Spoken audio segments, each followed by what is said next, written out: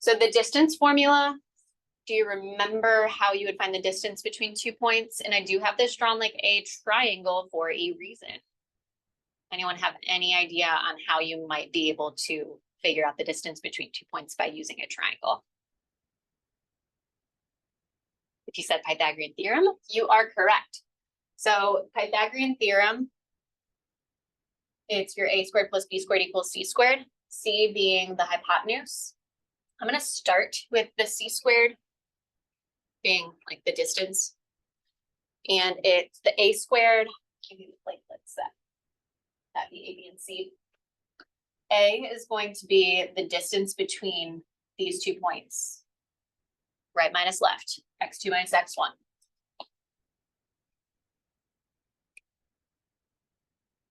And we are going to square that. Plus distance between the y values. y2 minus y1 will get me the distance. We square it. So it's like your a squared plus b squared equals c squared.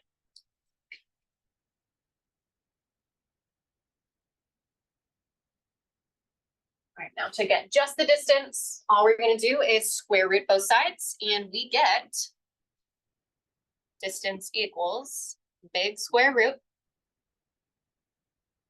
x2 minus x1 squared plus y2 minus y1 squared. And I'm going to recommend that you box this. That way it stands out as a formula and an important thing to remember.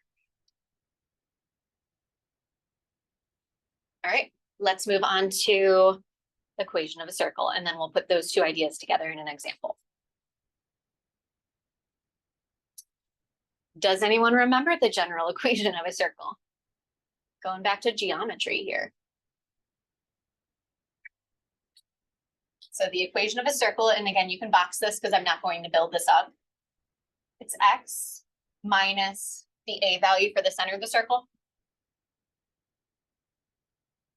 squared plus y minus the y value from the center of the circle squared equals the radius squared.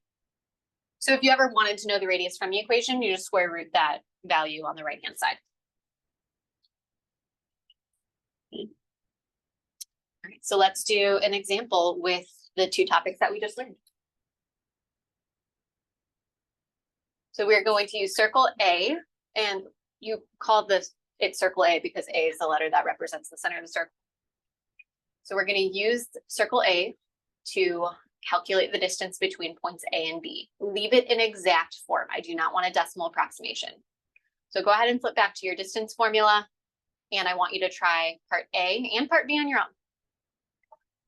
I'm going to put the answers up in just a moment, so pause the video. Count down, 3, 2, 1. All right, so I have the distance for now for you to check. So just the difference between the x value squared plus the distance between the y values squared. Square root all of that, we get square root of 8, which should be slightly under square root of 9, which is 3, and it looks like that radius is definitely slightly under 3. All right, I'm going to have the equation of the circle pop up in just a moment. All right, so the equation is x minus the x value from the center of the circle squared plus y minus the y value from the center of the circle squared equals the radius squared, which is why we did the distance between points A and B first. Okay, let's move on to transformations. I know we have a hodgepodge of things in this set of notes, but we will break the practice up into these different content or topics and make sure that we understand each of these individually. It is pre-calc review. All right, so transformations. F of x is the parent function. There are 4 different transformations that we could do to this, or at least different areas that the transformations could appear. It's A, and then I'm going to bold f of x, but I'll have to wait to bold the rest of that. B parentheses x minus c parentheses. Bold the next one. plus D. I would recommend bolding that. I actually do that when I fill this out on my own paper where I have the bolder text. So just F parentheses, the X bolded, and then the outside parentheses. So the things that are on the inside of these bolded parentheses affect your X values. And I like to think about X like this.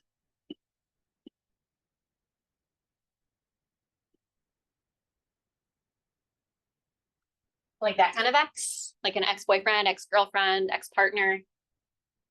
I want you to think about why people become exes with one another.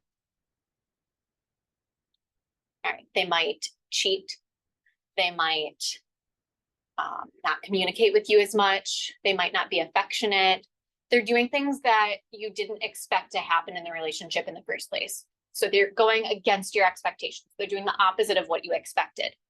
So X's in transformations, and honestly, in a lot of math, X's do the opposite of what you think they would do. So I'm looking at this A on the outside. It's not affecting my X, it's just affecting my Y values because it's outside of the function notation.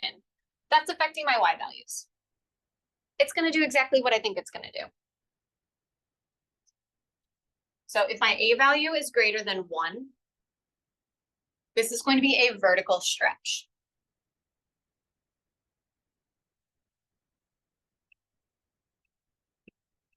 Whereas that B value that's getting multiplied inside of the function notation, if that's greater than 1, think about your X. It's going to do the opposite. So in my brain, it's bigger than 1. It should be a stretch, right? No, because it's affecting the X values. It's actually going to be a horizontal compression. So it'd make your function actually look skinnier.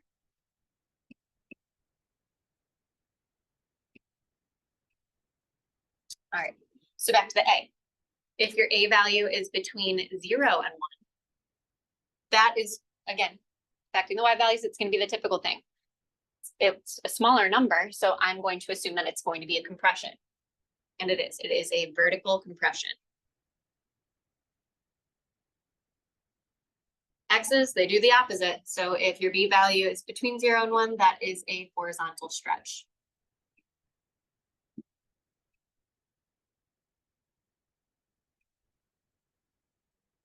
And then separately, if you have a negative with your A value,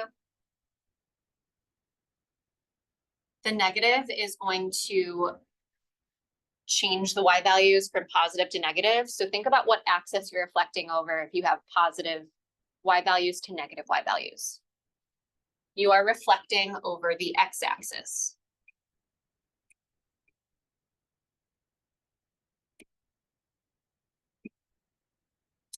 If you have a negative with where the B is, you are going to be reflecting over the Y axis because that would be changing your X values from positive to negative, vice versa.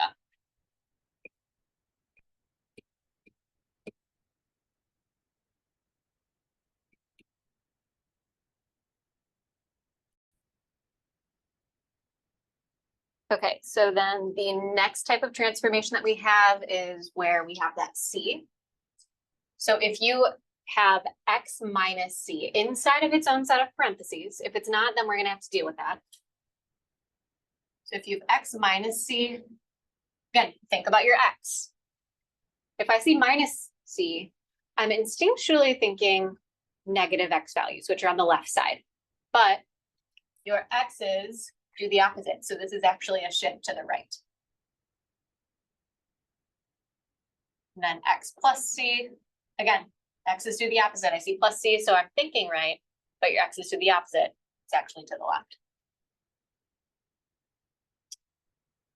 Lastly, we have that plus D on the outside of the f of X notation. So that's affecting our Y values. It's a plus D. It's exactly what you think it's going to do. That is a shift up. A minus D would be a shift down. Now I do have this little note at the bottom, which I would actually start even bigger. So if inside of the parentheses of the f of x, if that b is actually not factored out, so if you have something like this on the inside, that b is actually affecting both values. So what you need to do is factor that b out. And you might even have a fraction, you might have a decimal value when you factor things out, but you need to factor that b out from within that function, which you will see in one of our examples. So let's go to the next page. Example 6. So tell me, do we need to factor out that b value or not? I don't see parentheses inside of that f of x notation, and there are multiple terms. So yes, we do need to factor out that too.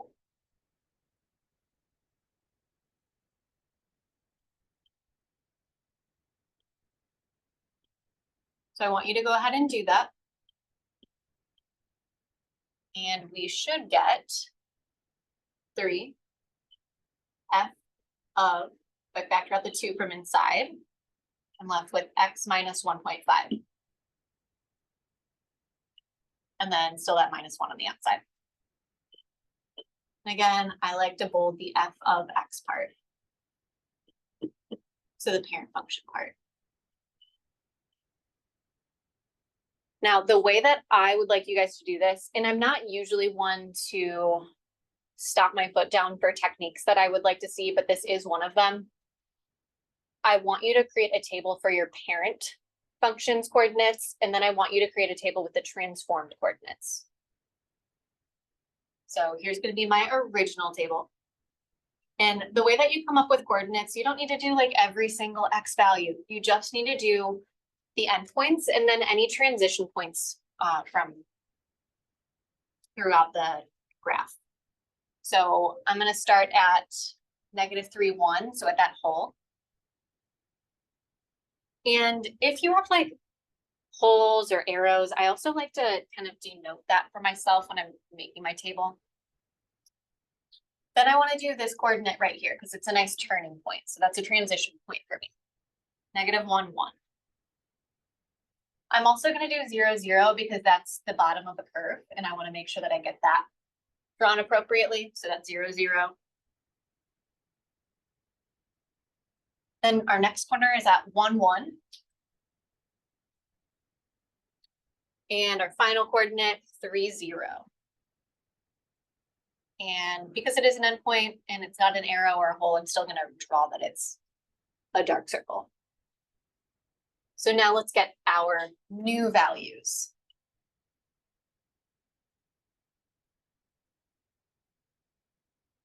So for the x values, I'm going to apply the operations that I see that are affecting the x's inside of the parentheses, but remember that they are x's. So I'm going to do the opposite operation. And you're still going to do it in the proper order, which I forgot to put on the table with you guys. Multiplication and division always happen first. Sorry about that.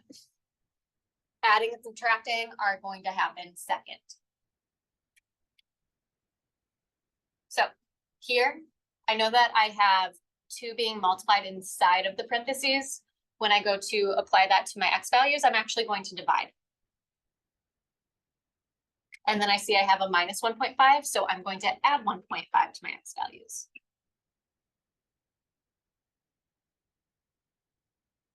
The y values are exactly what we think we're going to do, and exactly as we see. So anything outside of that f of x notation, I'm going to do as I see it. So technically it's 3 times my y value and minus 1. I'm going to have you go ahead and, well, I guess I'll do the first coordinate with you guys and then I'll have you do the rest. So for this first coordinate, -3 is the x value. We're going to do -3 divided by 2. That gets me -1.5 plus 1.5 would get me 0. For my y value, it's 1. So we'll do 3 times 1, which is 3, minus 1 is 2. And again, that's still going to be a whole, but because I have my tables lined up nicely, I don't need to write that down. go ahead and fill out the rest of your table and pause the video in 3, 2, 1. Here are my answers. All right, there we go. So I'm gonna go ahead and plot those. Maybe I should use a different color, so I'll use blue. 0, 2, I have my whole. 1, 2, coordinate, and I know that that was the straight shot from before, so I'll do that. 1.5, -1. That was my curve down. It's very hard to draw such a skinny curve, but I did it. 2, 2. The rest of that curve.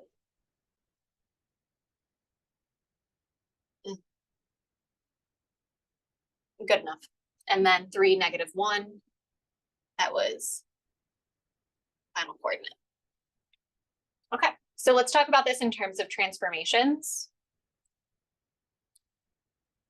3 multiplied by the outside, that is what kind of transformation?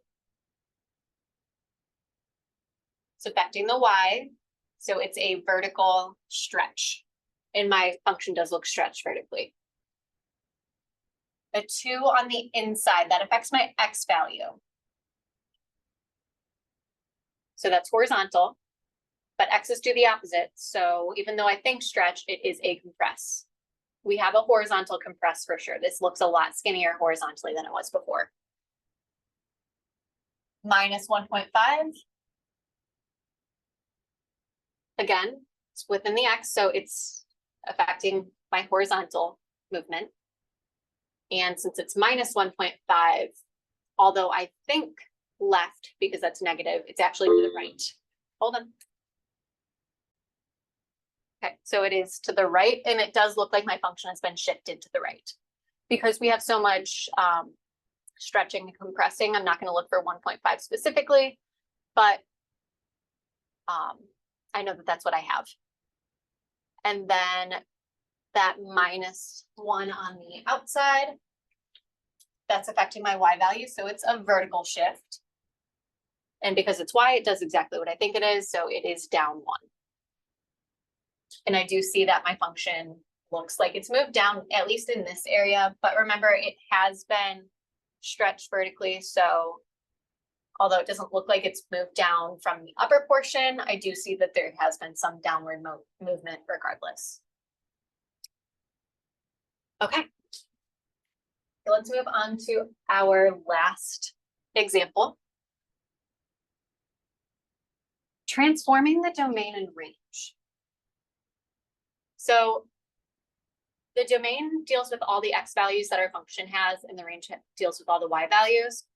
We are going to transform the domain and range the same way that we did the coordinates. So anything that affects my x values, I'll do those operations to the x values in the domain.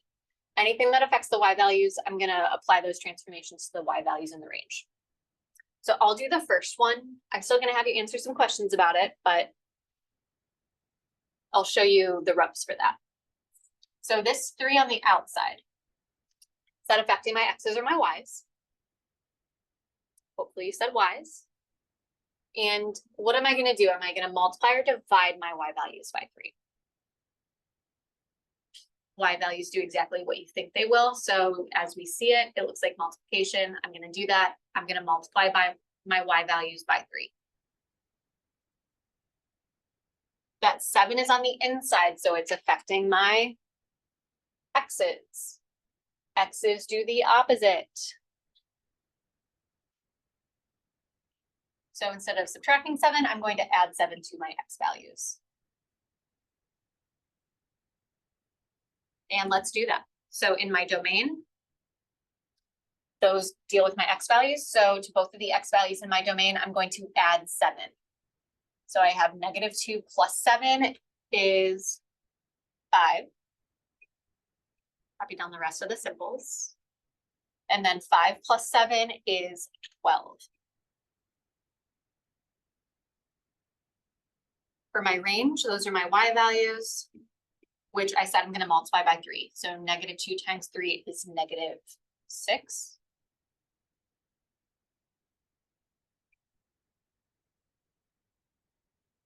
Oh, I was doing that to my domain.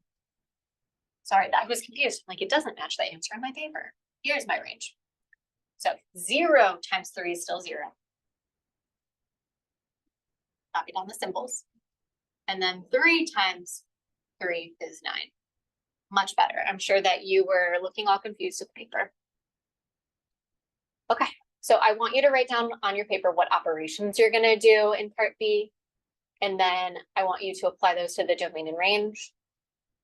Pause the video. When you're done, I want you to unpause it and the answers will appear in 3, 2, 1. And there we have it. If you have any questions, make sure that you write them down and ask them during class. But otherwise, that is it.